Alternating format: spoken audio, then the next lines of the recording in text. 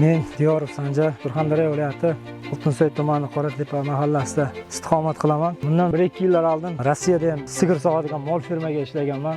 Uzoq joy baribir qiyinchiligi bo'ladi. Sovuq, farzandlaringizdan, oilangizdan uzoqda bo'lasiz. Baribir mehnatingizga yarasha haq bermagan. Mana hozir O'zbekistonga qaytganmiz.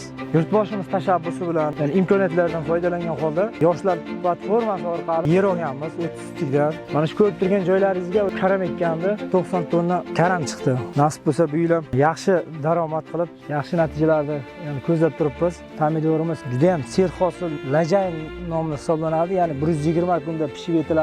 Bir kun qaramasangiz, bir kunda ham kasallik tushishi mumkin. Shuning uchun har ertalab kelib, bundan xabar olib, nima kerak, suv kerakmi, dori kerakmi, xabar olib turish kerak. Hozir mana suv quyilgan, qizdirish jarayoni ketyapti. Dori berib suv olsak, nasib bo'lsa, yana ham hosili yetilishni boshlaydi. Surxondaryo o'lkasi boshqa viloyatlarga qaragan iqlimidan farq qiladi. Ya'ni ertaroq 1 oy 20 kun oldin issiq keladi.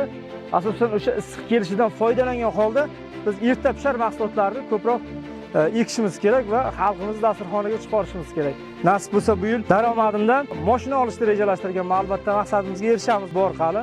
Dehqonchiligingiz albatta yaxshi bo'lsa, o'zingiz kutganingizdek natija bersa, kayfiyatingiz ham zo'r bo'ladi, oilangiz ham tinch bo'ladi, yashashingiz ham yaxshi bo'ladi. Shuning uchun yoshlarga maslahatim, kelinglar birgalikda ishlaymiz. Davlatimiz rahbarida o'sha yaratib berayotgan imkoniyatlardan foydalangan yosh sifatida men xursand bo'ldim. Sababi Rossiyada ham ishladik, lekin mana shu o'zimizda 5-6 oy davomida masalan karam ekib 40 million daromad ko'rdim. Lekin o'sha daromadni men hali o'sha Rossiyada qilganim yo'q. Shuning uchun hamma harakat qilsa albatta yaxshi natijalarga erishsa bo'ladi.